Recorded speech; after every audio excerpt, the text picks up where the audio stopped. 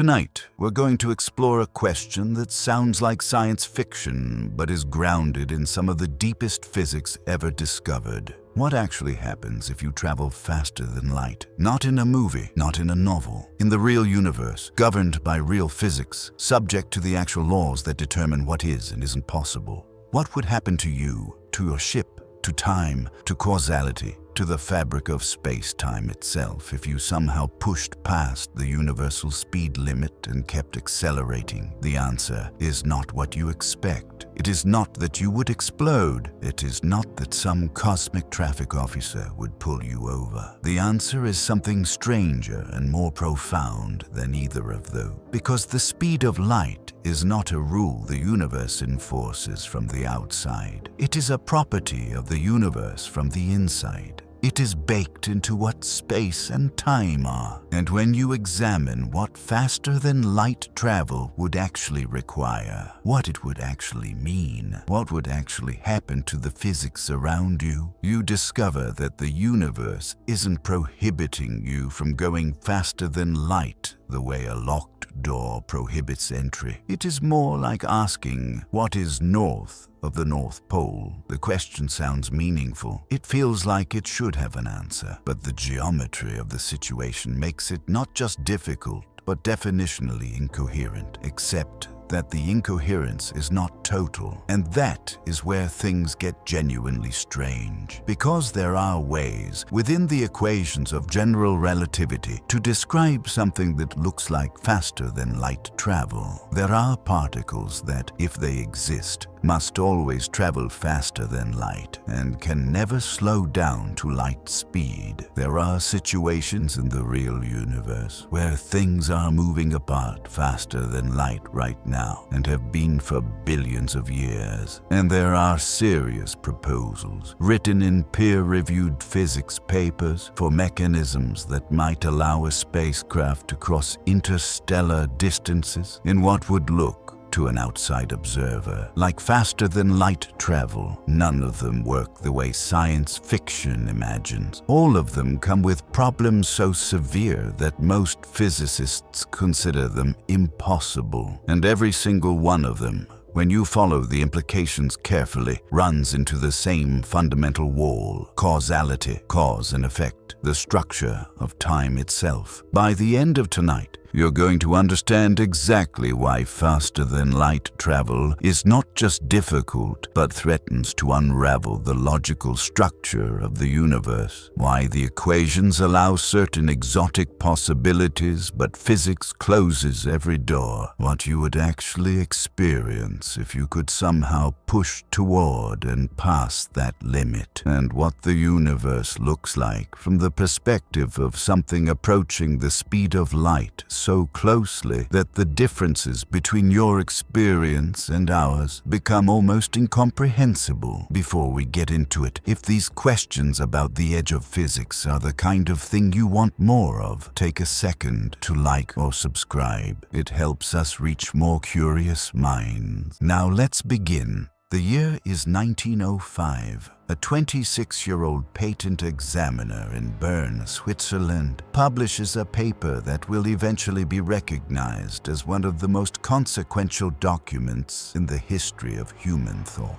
Albert Einstein's special theory of relativity does not begin with a complicated experiment or an elaborate mathematical framework. It begins with two postulates, two statements that Einstein simply declares to be true and then follows to their logical conclusions. The first postulate: the laws of physics are the same for all observers who are moving at constant velocity relative to each other. There is no privileged reference frame, no special location or state of motion from which reality is measured correctly and all others are measured incorrectly. The second postulate: the speed of light in a vacuum is the same for all such observers, regardless of the motion of the source or the observer. That second postulate is the one that changes everything. The speed of light is not like the speed of a ball thrown from a moving car, where you add the car's speed to the ball's speed to get the ball's speed relative to the ground. The speed of light is the same whether the source is moving toward you, away from you, sideways relative to you, or stationary. It is the same whether you are moving toward the source, away from it, or stationary. It is always, in every situation, in every measurement, approximately 299,792,458 meters per second. And from those two postulates, Einstein derived consequences that turned the physics of his era upside down. Time is not absolute. A clock moving relative to you ticks more slowly than a clock at rest relative to you. Space is not absolute.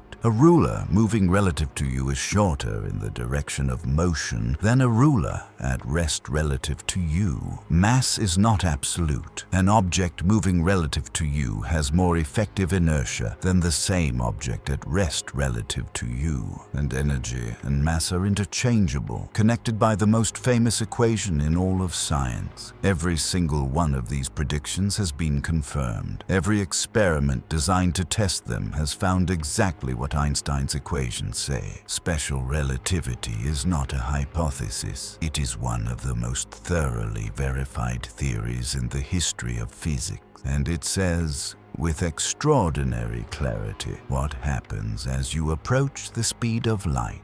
Let's follow the physics step by step. Imagine you are in a spacecraft. You have an enormous amount of fuel. You point yourself in a direction and you burn your engines constantly, accelerating steadily. Your accelerometer reads 1g, the same acceleration you feel from Earth's gravity. 1g of constant acceleration is actually quite comfortable. It feels like standing on Earth's surface. You can walk around, eat, sleep, live normally. In Newtonian mechanics, constant acceleration means constantly increasing speed. After 1 year of 1g acceleration, you would be traveling at about the speed of light. After 2 years, twice the speed of light. After 10 years, 10 times the speed of light. Simple multiplication, but in relativistic mechanics, it doesn't work that way. As your speed increases toward the speed of light, something changes. Not in you, not in your spacecraft. Everything inside your ship feels exactly the same. Your coffee is still hot. Your instruments still read normally. Your clock still ticks at its regular rate. From inside the ship, nothing is different. But from the perspective of someone watching you from outside, from Earth for example, your ship's clocks are running slowly. You're aging more slowly than they are. And crucially, your ship is getting harder and harder to accelerate. Not because your engines are failing, because relativistic momentum is increasing without bound as your speed approaches the speed of light. In special relativity, the momentum of a moving object is not simply mass times velocity. It is mass times velocity times the Lorentz factor, which is a number that depends on the ratio of your speed to the speed of light. At everyday speeds, the Lorentz factor is almost exactly 1. Your coffee mug's momentum is almost exactly what Newtonian mechanics says it is. But as your speed approaches the speed of light, the Lorentz factor grows without limit. At 90% of light speed, it is about 2.3. At 99%, about 7. At 99.9%, about 22. At 99.99%, about 70. The Lorentz factor diverges to infinity as speed approaches light speed. This means the effective inertia of your spacecraft grows without bound as you approach light speed. Each additional joule of thrust pushes you faster by a smaller and smaller amount. To actually reach light speed would require infinite momentum, which requires infinite energy, which is not available anywhere in the universe. But here is the part most people miss. From inside the ship, you don't feel any of this. You still feel 1g of acceleration. You're still accelerating in the sense that you are getting faster relative to your starting point. The acceleration is real. It just produces diminishing increases in speed relative to any external observer as your speed approaches the speed limit. from inside the ship, something different is happening instead. From inside the ship, the universe is changing. At 10% of light speed, not much is visually different. Stars are slightly blue-shifted ahead of you, slightly red-shifted behind you. The effect is subtle. At 50% of light speed, the changes are dramatic. Stars ahead of you appear significantly bluer, brighter, more numerous, as light from stars at the side of your path is aberrated toward the front by your motion. Stars behind you are dimmer, redder, fewer. The sky is no longer uniform. It is bright and blue ahead, dark and red behind. At 90% of light speed, the visual distortion is extreme. Almost all the light from the entire sky has been compressed into a bright circle ahead of you, a cone of blue-white light in the forward direction, surrounded by darkness. The stars behind you have all but vanished. The cosmic microwave background radiation, normally spread uniformly across the entire sky at microwave frequencies invisible to the eye, has been blue-shifted by your motion into visible and even ultraviolet light. Flooding in from ahead, you would need heavy radiation shielding at this speed, not because of any exotic physics, but simply because you are ramming into photons hard enough that they become ionizing radiation. At 99% of light speed, the entire observable universe appears compressed into a tiny bright disk directly ahead of you. You are, in a visual sense, looking at the whole sky through a very small window. The rest of the sky is dark, and time outside the ship is passing faster and faster relative to your experience. At 90% of light speed, for every year you age inside the ship, about 2.3 years pass outside. At 99%, for every year you age, about 7 years pass outside. At 99.9%, for every year you age, 22 years pass outside. This is the extraordinary gift that relativity offers, even while it denies you the ability to reach light speed. You cannot reach light speed, but you can get arbitrarily close to it. And the closer you get, the more time dilation compresses the journey from your perspective.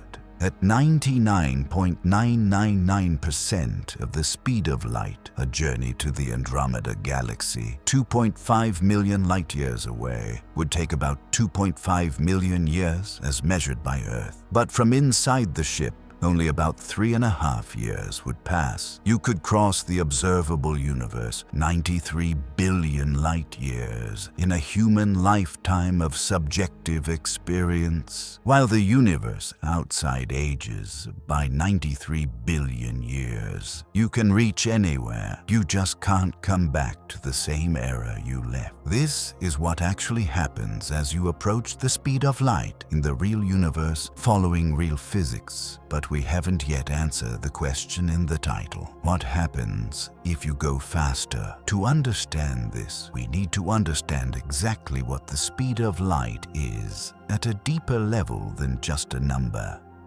The speed of light is not a speed that light happened to be assigned. It is the rate at which causality propagates through the universe. It is the speed at which any physical influence can travel from one point to another. Every force in the universe, gravity, electromagnetism, the strong and weak nuclear forces, propagates at this speed. Every signal, every change, every influence is limited to this speed. The speed of light is the update rate of the universe. The pace at which changes in one place reach another place. Now here is the critical question. What would it mean for something to travel faster than that? It would mean something arriving somewhere before any signal from its departure could arrive, before any influence from its departure could arrive. It would mean an effect preceding its cause in some reference frames. It would mean, in a precise mathematical sense, traveling backward in time from the perspective of certain observers. And this is not metaphor. This is a direct mathematical consequence of special relativity. If faster than light travel is possible, then under the rules of special relativity, time travel to the past is possible. The two are equivalent. They are not separate problems. Solving one solves the other, and solving both creates paradoxes that no internally consistent physical theory can accommodate. This is the wall. Not engineering, not energy, logic, the causal structure of the universe. Let us make this concrete. Imagine 3 locations. Call them point A, point B, and point C. You are at point A. Point B is 10 light years away. Point C is 10 light years in the other direction from B, so 20 light years from A. Now imagine you have a faster-than-light drive that lets you travel at 10 times the speed of light. Instantaneous for simplicity. You leave point A and arrive at point B. The journey took 1 year of your time, or let's say it was instantaneous for clarity. You send a message from B to A saying you have arrived. That message travels at light speed and takes 10 years to reach A. Now someone at point B also has a faster-than-light drive. They send you back to point A instantaneously through a different path from a reference frame that is moving relative to the first. Here is where special relativity steps in. In a different reference frame, one that is moving at some fraction of light speed relative to you, the sequence of events has a different time ordering. In that frame, your arrival at B happened before your departure from A.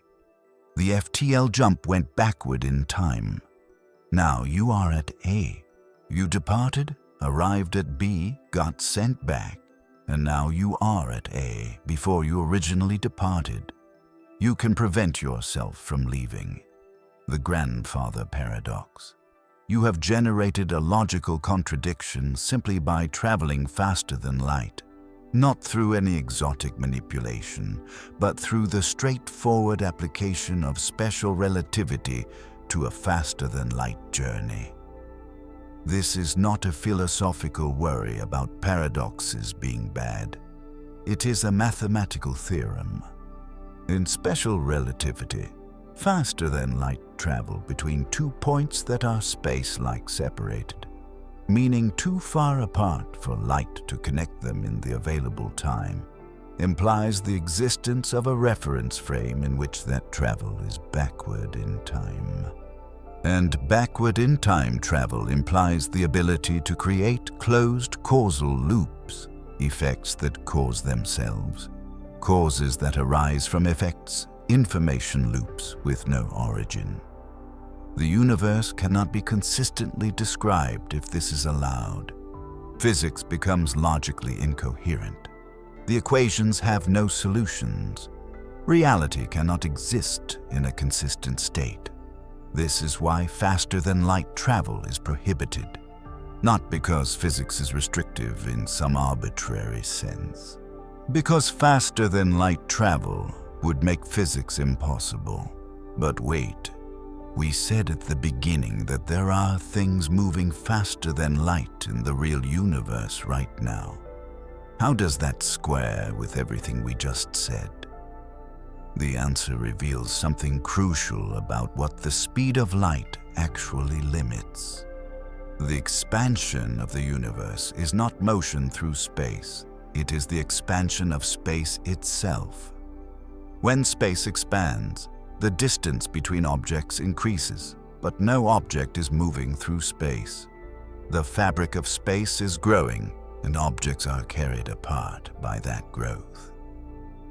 Right now, galaxies beyond a certain distance are receding from us faster than light, not because they are moving through space at faster than light speeds, because the space between us is growing faster than light can traverse it. These galaxies are not breaking any laws of physics. They are sitting still in their local space while the space between us grows. The cosmic microwave background radiation The faint glow of the early universe originated when the universe was much smaller. The regions that emitted it were moving apart from each other at faster than light speeds even then, due to expansion. That radiation has been traveling toward us for 13.8 billion years and has only now reached us because the space it had to traverse was itself expanding during the journey. This distinction between objects moving through space and space itself expanding is not a technicality, it is fundamental. The speed of light limits the speed at which objects move through space. It does not limit the rate at which space itself can expand. Expansion carries no information. No signal is being sent. No causal influence is being transmitted. The galaxies beyond our cosmic horizon are not communicating with us at superluminal speeds. They are simply unreachable. Similarly, there is another apparent faster-than-light phenomenon that occurs in everyday physics. If you shine two flashlights from a rotating platform and the beams sweep across a distant screen, the point where they cross can move across that screen faster than light. If the screen is far enough away and the rotation is fast enough, the crossing point moves at thousands of times the speed of light. But no physical object is moving faster than light. No information is being transmitted. The crossing point is not a thing. It is a geometric pattern, an abstraction. Light from each flashlight travels at the speed of light. The pattern they create moves faster, but patterns carry no information and have no physical substance. These apparent violations of the speed limit share a common feature. Nothing carrying energy or information is actually moving faster than light. The limit is on the transmission of physical influence, not on the motion of geometric abstractions or the expansion of the space fabric itself. Now let's talk about something that exists, at least theoretically, on the other side of the speed of light. In 1967, a physicist named Gerald Feinberg published a paper proposing that if particles that always travel faster than light exist, they would not necessarily violate special relativity. He called them tachyons. The reasoning is subtle. Special relativity prohibits accelerating a massive particle from below light speed to above it. The energy required diverges to infinity at exactly the speed of light, making the crossing impossible. But what if a particle started on the other side?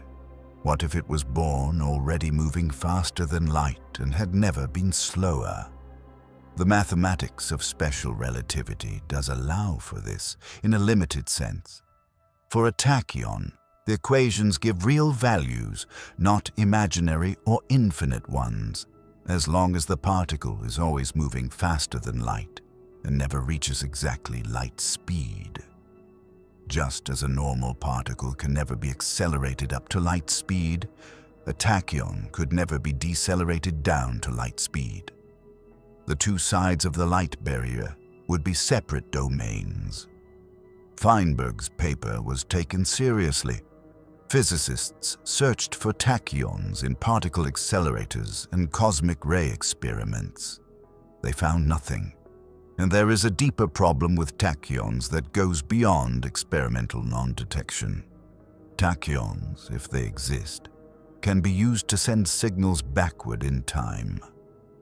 This is not a loophole-dependent argument. It follows directly from the same analysis we applied to faster-than-light travel generally. A tachyon sent from point A can, in the appropriate reference frame, arrive at point B before it left point A. If tachyons can be controlled and directed, they can be used as a faster-than-light telegraph, and a faster-than-light telegraph is a time machine. Furthermore, in quantum field theory, The existence of a tachyon in a theory is generally a sign that the theory is describing physics around an unstable point. The vacuum of the theory is not its lowest energy state. The tachyon signals an instability. When the Higgs field was discovered in 2012, physicists confirmed that our universe went through a phase transition in its very early history, where what had been a tachyonic mode of the Higgs field settled into a stable configuration. The tachyon was a signal of an unstable vacuum, not a particle capable of carrying information faster than light. Real tachyons, particles that carry information faster than light, are almost certainly not real. And if they were, they would be the universe's suicide note. Let's talk about something more speculative, but also more seriously discussed in the physics literature. In 1994, a physicist named Miguel Alcubierre published a paper in the journal Classical and Quantum Gravity with a remarkable result. He showed that Einstein's field equations of general relativity have a solution that describes something resembling faster-than-light travel. The Alcubierre drive, as it became known, works not by moving a spacecraft through space faster than light, but by distorting space around the spacecraft. In the solution, a bubble of flat spacetime surrounds the ship. Ahead of the bubble, space contracts. Behind the bubble, space expands. The ship sits in the bubble, experiencing no acceleration, no time dilation, no relativistic effects whatsoever. The bubble itself moves through the surrounding space at any desired speed, including faster than light. From inside the bubble, the journey feels instantaneous and comfortable. No infinite energy required inside the bubble. No relativistic compression of time. You just sit there, and the bubble carries you. From outside the bubble, you appear to cross interstellar distances faster than light. If the bubble moves at 10 times light speed, a 10 light-year journey takes 1 year as measured by external observers. And from inside, it takes 1 year too. No time dilation. This sounds like a theoretical physicist has found the warp drive. And indeed, this paper generated enormous excitement and a certain amount of cautious scientific attention. NASA's EagleWorks laboratory spent years investigating related concepts, but the problems are severe. Hence, they are worth understanding in detail because they reveal important truths about why faster-than-light travel resists every attempt to make it work. The first problem with the Alcubierre drive is energy. To create the required space-time distortion, to contract space ahead of the bubble and expand it behind, requires matter with negative energy density. Ordinary matter has positive energy density. Energy is always positive in ordinary physics. But quantum mechanics allows, in limited circumstances, for regions of space to have slightly negative energy density through an effect called the Casimir effect. The Casimir effect is real. It has been measured. Two uncharged metal plates placed very close together experience a small attractive force because quantum fluctuations of the electromagnetic field between them have slightly negative energy compared to the vacuum outside. The effect is real, but tiny. To power an Alcubierre bubble large enough to contain a spacecraft, the required negative energy is estimated to be on the order of the mass energy of an entire planet, or a star, or in some calculations, more energy than exists in the entire observable universe, depending on the bubble parameters. The Casimir effect produces negative energy in amounts many orders of magnitude smaller than what would be needed. this is not a surmountable engineering challenge. There is no technology on any realistic roadmap that would produce planet-mass quantities of negative energy density. And even in principle, most physicists believe that the specific configuration of negative energy required for a stable warp bubble is forbidden by what are called quantum energy conditions, constraints on energy distributions that arise from quantum field theory. The exact status of these conditions is still debated, but most experts believe they prevent the Alcubierre drive from working. The second problem is controllability. To turn on an Alcubierre drive and start moving faster than light, you have to create the space-time bubble from inside. But inside the bubble, once it is moving, you are causally disconnected from its leading edge. You cannot send any signal to the front of the bubble faster than the bubble is moving, which means you cannot steer it, modify it, or turn it off from inside. A ship riding an Alcubierre bubble would be like a passenger on a train with no controls accessible to anyone aboard. The third problem is the one that comes up every time: causality. If the Alcubierre drive works at faster than light speeds, it can be used to construct closed time-like curves. Time travel to the past. The same analysis that applies to tachyons and to any other faster-than-light mechanism applies here. The drive does not move objects through space faster than light. It moves space-time itself, but the causal implications are the same. If you can build a round-trip Alcubierre journey with the right configuration of reference frames, you can arrive before you left. The universe becomes logically incoherent. This appears to be a general result.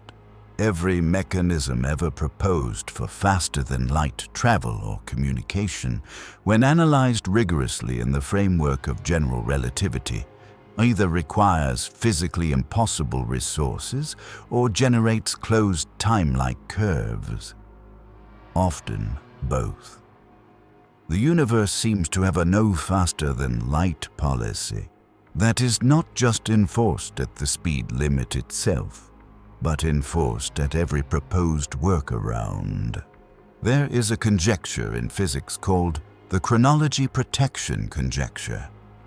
Stephen Hawking proposed it in 1992. It states that the laws of physics will always conspire to prevent the formation of closed time-like curves, time loops, at the macroscopic level. That even if the equations of general relativity allow solutions containing them, quantum effects will always intervene to prevent those solutions from being physically realized. Hawking did not prove this. It is a conjecture, not a theorem, but it is well motivated. Whenever physicists have found a proposed mechanism for creating closed time-like curves, and they have found several, including wormholes, Alcubierre bubbles, and certain rotating space-time configurations, there is always a problem. The mechanism requires conditions that quantum mechanics makes unstable or impossible. For wormholes, which are another proposed mechanism for apparent faster-than-light travel that we will discuss shortly, the throat of the wormhole is unstable. Without an exotic energy source, the throat collapses faster than anything can pass through it, and making it stable requires the same negative energy that the Alcubierre drive needs. For rotating solutions, the conditions that create time loops also tend to create naked singularities or other configurations that classical and quantum gravity both indicate are impossible in realistic scenarios. The chronology protection conjecture says, every time you think you've found a way around the speed limit, look more carefully. The universe has already installed another lock on the door. Hawking himself found this amusing and somewhat reassuring. If the universe allows time travel, he asked, where are the tourists from the future? The absence of time travelers and the absence of any messages from the future is itself circumstantial evidence that closed time-like curves don't form. Let us talk about wormholes because they are the other major proposed mechanism for apparent faster-than-light travel, and they are worth understanding carefully. A wormhole, in the technical language of general relativity, is a solution to Einstein's field equations that connects two distant points in spacetime through a shortcut. Instead of traveling through the normal space between 2 points, you enter the wormhole at one end and exit at the other end, potentially having covered an enormous distance through normal space in a very short time. Einstein and Nathan Rosen discovered that black holes might be connected to their mathematical cousins called white holes through such a structure, now called an Einstein-Rosen bridge. Later analysis showed these structures are not traversable. They are dynamically unstable. They collapse almost instantly. Nothing can pass through them. For a traversable wormhole, the throat needs to be held open by something with negative energy density, the same exotic material needed by the Alcubierre drive. Without it, the throat pinches off. With it, theoretically, something could pass through. But even a traversable wormhole does not automatically give you faster-than-light travel in the sense that violates causality. If both ends of the wormhole are at rest relative to each other, and the wormhole is longer than the normal space it shortcuts, then passing through the wormhole is actually slower than going around the long way. The shortcut has to actually be short for it to be useful. And here is the deeper issue. If you take a wormhole and manipulate one of its ends using special relativity, moving one end at relativistic speeds and bringing it back, you can use time dilation to create a wormhole that connects two different times as well as two different places. You could walk in one end and come out in your own past. The wormhole becomes a time machine. This is the same conclusion we reached with the Alcubierre drive and with tachyons. Every mechanism for faster-than-light travel, when examined carefully, turns into a time machine. The two are inseparable. They are the same physics from different angles, and the chronology protection conjecture says the universe won't allow it. When you try to build the time machine version of a traversable wormhole, quantum fluctuations pile up at the entrance and destroy it before you can use it. The vacuum energy diverges. The wormhole collapses. The time machine never functions. There is one more thing that happens when you approach the speed of light that we haven't fully addressed. The universe literally changes shape around you. This is not poetry. It is a physical prediction of special relativity called relativistic aberration, and it produces visual effects so extreme that a ship traveling at very high fractions of light speed would experience the cosmos as completely transformed. At 99% of the speed of light, the geometry of the light reaching your eyes is compressed into a forward-facing cone. Stars that would normally be 90 degrees to your side appear almost directly ahead of you. Stars behind you appear to have clustered into a small disk at your rear. The entire sky is mapped into a smaller and smaller angular region ahead as your speed increases. At 99.9%, the compression is even more extreme. The cosmic microwave background radiation, normally a cold 2.7 Kelvin microwave glow invisible to human eyes, has been Doppler shifted and aberrated into a blinding point of visible light directly ahead. Not just brighter, actually energetic enough to be dangerous radiation. Traveling at this speed through the universe requires serious radiation shielding for the crew, not from any exotic effect, but from ordinary photons that your motion has turned into hard radiation. The interstellar medium, the thin gas of hydrogen atoms that fills the space between stars at roughly 1 atom per cubic centimeter, is normally harmless. At low speeds, your ship passes through it without meaningful interaction. At 99% of light speed, each hydrogen atom you hit has, from your perspective, been accelerated to nearly light speed in the opposite direction. Hitting hydrogen atoms at nearly light speed is like being bombarded with cosmic rays. You need shielding, and the faster you go, the more energetic each collision becomes, because the effective energy of each atom in your frame increases with the Lorentz factor. There is a specific phenomenon called the Unruh effect, which says that an accelerating observer experiences the vacuum of space as a warm thermal bath of particles. This is related to Hawking radiation from black holes through a deep mathematical connection. At the accelerations a human body can withstand, the Unruh temperature is too small to matter. But in principle, an object undergoing extreme acceleration would find the vacuum of space itself radiating particles toward it. The faster-than-light dream keeps running into the same message. The universe has booby-trapped every approach to the speed limit. Here is something that should fundamentally shift how you think about this entire question. You are already traveling through space-time at the speed of light, not through space, through space-time.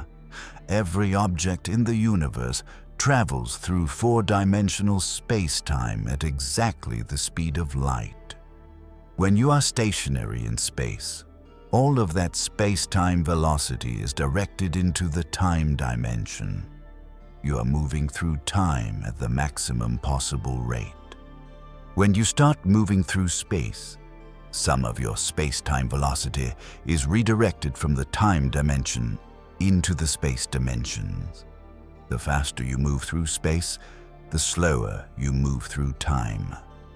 This is why time dilation happens. It is not an arbitrary consequence of the Lorentz transformation. It is a conservation of space-time velocity. Your total speed through space-time is always exactly the speed of light. Moving faster in space necessarily means moving slower in time. From this perspective, traveling at the speed of light in the spatial sense is impossible, because it would require redirecting all of your space-time velocity into the space dimensions, leaving none for the time dimension. You would stop moving through time entirely. You would, from a four-dimensional geometry standpoint, become like a photon existing everywhere along your path simultaneously outside of time. For a massive object to do this would require more than infinite energy. It would require a change in the nature of what the object is. Mass is, in a fundamental sense, the property that lets things have a relationship with time. Massive objects move through time. Massless objects don't. They travel at the speed of light through space and experience no passage of time. You cannot gradually convert yourself from a time-experiencing thing to a non-time-experiencing thing by going faster. The categories are discrete. You are either massive, in which case you are stuck below light speed, or you are massless, in which case you travel at light speed always. There is no continuous transition between these states. Asking what happens if you travel faster than light is, from this geometric perspective, like asking what happens after you use up all the up dimension. You've allocated all of your space-time velocity to space, which means you've reached light speed. There is nothing left to allocate. Faster than light doesn't have a geometric meaning for a massive object in the structure of special relativity. Let's think about what the journey to light speed actually feels like from the inside. You are in your spacecraft, your engines are running, you're accelerating at 1G. Comfortable, normal. You can walk around, eat your meals, read, sleep, have conversations with your crew. Nothing inside the ship indicates anything unusual is happening. But time is passing differently for you than for the universe outside. In the first year of acceleration, you reach about 77% of light speed. For Earth, about a year has passed. Not dramatically different. In the second year, you reach about 94% of light speed. Earth has experienced about 2.5 years. In the fourth year, you are at 99.3% of light speed. Earth has experienced about 12 years. In the eighth year, you're at 99.98% of light speed. Earth has experienced about 100 years. Everyone you knew when you left is old or dead. The world you came from has changed beyond recognition. Keep going. 10 years of ship time. Earth has experienced over 2,000 years. 20 years of ship time at 1G of constant acceleration. Earth has experienced millions of years. Human civilization as you knew it is almost certainly gone. The history of your species since you left is longer than the entire history of recorded civilization before you left. You still haven't reached the speed of light. You are asymptotically approaching it. Each additional year of ship time gives you less and less additional speed relative to the external universe, but more and more years of external time. The gap between your subjective experience and the universe's timeline grows without bound. At no point in this journey do you experience the speed of light as a wall. You do not hit a barrier. You do not feel resistance. Your ship does not shake.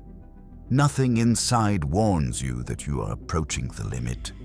You simply accelerate, and the universe outside your window ages faster and faster, and the stars ahead of you compress into an ever brighter point.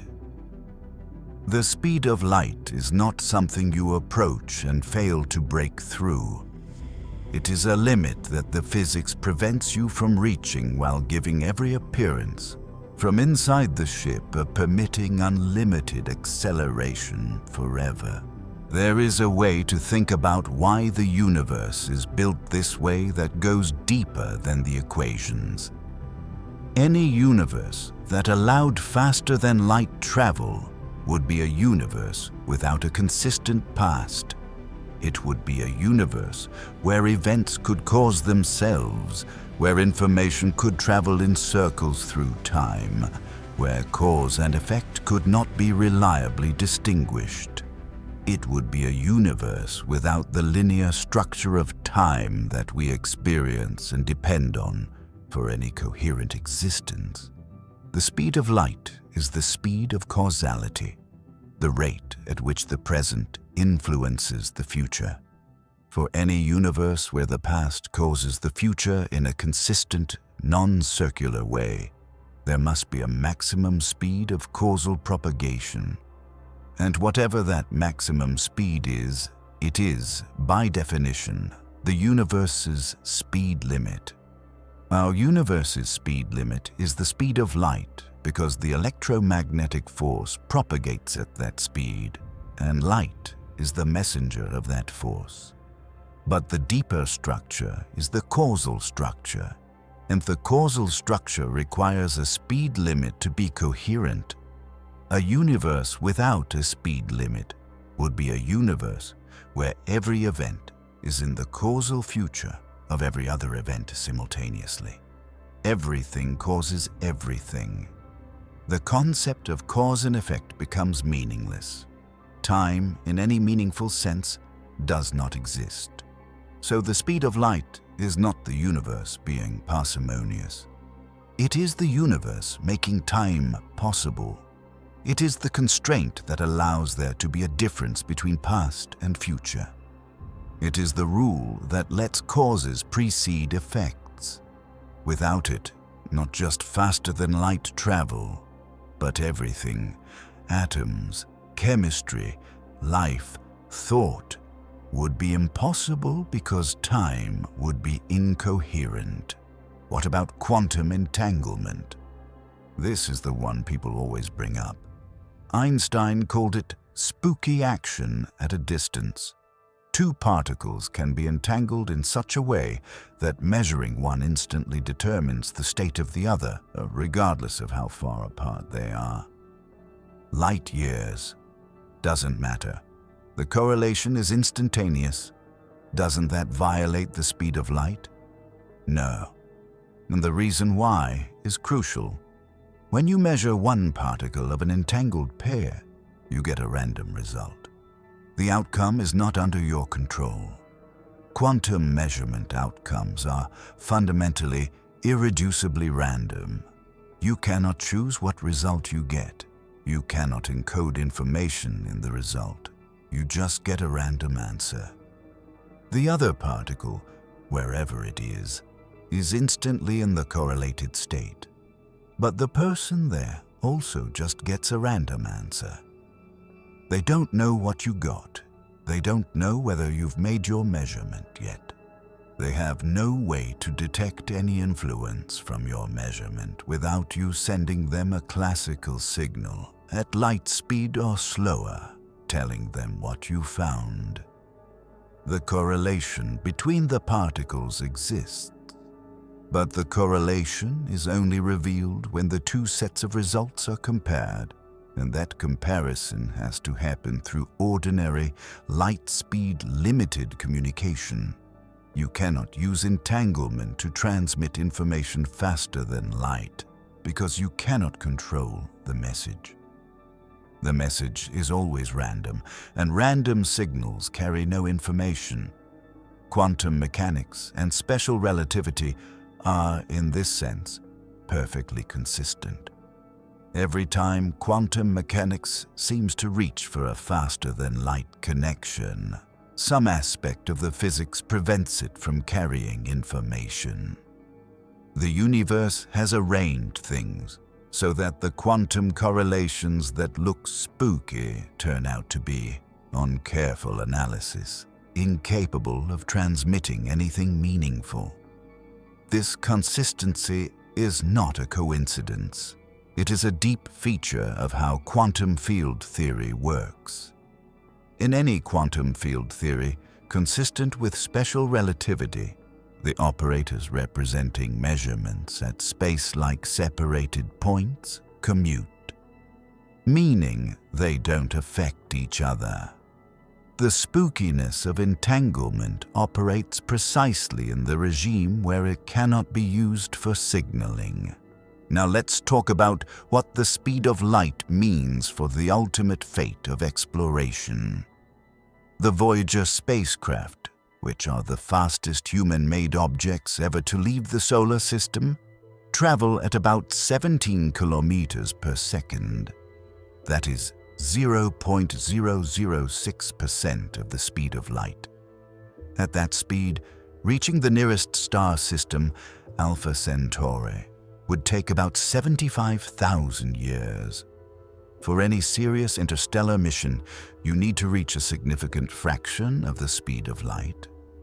At 10% of light speed, the journey to Alpha Centauri takes 43 years of ship time, slightly longer given the acceleration and deceleration phases. Achievable in principle within a human lifetime. At 20%, about 22 years. At 50%, about 9 years. But getting to even 10% of light speed with a vehicle carrying human passengers requires energy on a scale that dwarfs anything in current human capability. The breakthrough Starshot proposal aims to send gram-scale light sails to about 20% of light speed using a focused ground-based laser. For a gram-scale chip, the required laser power is gigawatts. For a human-carrying vehicle, even a small one, the energy scales with mass, and the required energy becomes extraordinary. There are proposed propulsion concepts that could theoretically reach significant fractions of light speed. Fusion drives, antimatter drives, laser sails, each has severe engineering challenges. None is achievable with current technology. None would reach light speed itself. But at 20 or 30% of light speed, time dilation begins to meaningfully shorten the subjective journey for the crew. At relativistic speeds, the universe becomes strangely accessible, not by breaking the speed limit, by exploiting time dilation. The subjective journey time shrinks while the objective journey time, as measured by the starting point, does not. You age by years while the universe ages by centuries or millennia. You arrive at distant stars within a human lifetime, but return to a future that has moved on without you. This is the trade the universe offers in place of faster-than-light travel. Not the trade of speed, the trade of time. You can go anywhere if you are willing to never come back to the world you left. Here is the deepest version of the question. What does it feel like to be something approaching the speed of light? Not a human, because humans cannot withstand the required accelerations over the timescales needed. In the radiation environment at high fractions of light speed would be lethal without extreme shielding. But think about a fundamental particle, a cosmic ray proton arriving at Earth's upper atmosphere from some distant galaxy has been measured at energies so extreme that it is traveling at 1 - 110 billionth of the speed of light. A number so close to the speed of light that the difference is smaller than the resolution of any instrument that could measure it. For that proton, the entire universe is contracted in the direction of its travel to a thickness thinner than an atomic nucleus. The galaxy it is crossing, which spans 100,000 light-years in our frame, is, in the proton's frame, a disk less than a millimeter thick. The time it takes to cross, thousands of years in our frame, is effectively zeros in the proton's frame. It crosses the galaxy in a subjective instant. From the proton's perspective, it is barely moving through time at all. It is moving almost entirely through space, and its space-time velocity is nearly all directed into the spatial dimensions, leaving almost nothing for the time dimension. For a photon, this is taken to the limit. From the photon's perspective, there is no time dimension left. The photon exists at both its emission and absorption points simultaneously, in a technical sense. The 10 billion years of travel time we observe it experiencing is, from its perspective, not a journey at all. There is no journey. There is no duration. There is only emission and absorption, with nothing in between. This is what it would mean to travel at light speed, not just to go fast, to step outside of time, to exist in a way where the distinction between the moment you left and the moment you arrived has no meaning. It is not a faster version of ordinary travel. It is a different kind of existence entirely, and it is reserved in our universe for massless particles, for photons and gravitons, not for anything with mass, not for anything that experiences time, not for anything that could think about what it was experiencing. What does this all mean? We started with a question that sounds like science fiction. What happens if you travel faster than light? And we have followed it through special relativity, through the relativity of simultaneity, through the Lorentz factor, through the Alcubierre drive, through tachyons, through wormholes, through quantum entanglement, through the Unruh effect, through cosmic expansion, through the experience of particles approaching the speed limit from below. Every path leads to the same conclusions. You cannot, within the rules of our universe, accelerate a massive object to the speed of light. The energy required diverges to infinity. The physics makes it impossible. Not very hard. Impossible in the same sense that 0 is not a very small number. It is 0. If you somehow bypassed this and traveled faster than light, you would not just be going very fast. You would be going backward in time from the perspective of some observers. You would be capable, through a simple sequence of such journeys, of arriving before you departed. The causal structure of the universe would collapse. Every proposed mechanism for faster-than-light travel, wormholes, warp bubbles, tachyons, every exotic space-time solution that general relativity allows on paper, runs into one or both of two problems. It requires physically impossible energy conditions, specifically negative energy at large scales. Or it generates closed time-like curves, time travel, or both.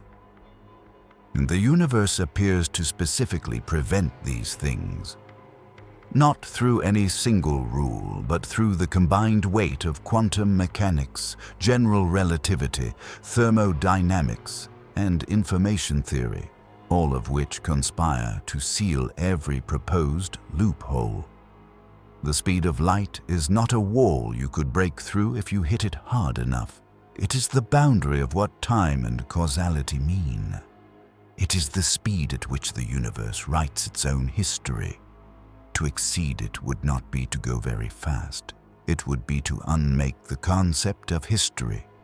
And yet, the universe's offer is still extraordinary. You cannot reach the speed of light, but you can get asymptotically close. And as you do, the universe's time dilation gift grows. You can cross the observable universe in a human lifetime of subjective experience. You can reach any star within your lifespan of conscious time if you can achieve a high enough fraction of the speed of light, and if you are willing to return to a future that has moved enormously beyond the world you knew. The universe is not cruel in its speed limit. It is precise. It allows everything that does not break the causal structure. It denies only the thing that would make physics incoherent. And in place of the faster-than-light shortcuts of science fiction, it offers something stranger and perhaps more honest. A universe where the journey transforms the traveler, where going far enough means returning to a future that has forgotten you existed, where the price of reaching the stars is being severed from your own era. That is the universe we live in, not the one where you can zip from star to star in hours. The one where the speed of light is a genuine, absolute, universe-defining limit that emerges not from any arbitrary restriction, but from the deepest requirements of what it means for causes to produce effects, for time to flow in a direction, for the past to be fixed, and the future to be open. Two physicists in 1887 expected to find the medium through which light travels, and found instead that light needs no medium. One physicist in 1905 expected to find a way to reconcile that result with the rest of physics, and found instead that space and time are not what anyone had thought. And every physicist since who has tried to find a way around the speed limit has found instead a deeper confirmation of why it exists. The speed of light does not limit us. It defines us. It defines what time is, what causality is, what physics is. We are creatures who live inside the light cone, who experience time because we cannot travel faster than the rate at which the universe propagates causes into effects.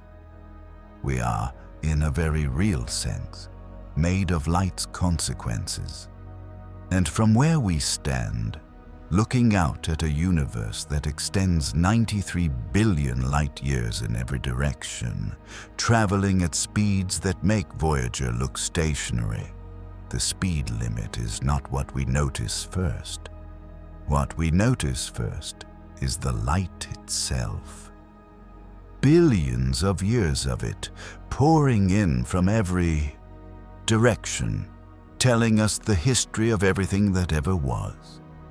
That is what the speed of light gives us, not a prison. A cosmos full of ancient messages, every one of them traveling at the only speed the universe permits. And somehow, impossibly, we evolved the capacity to read them.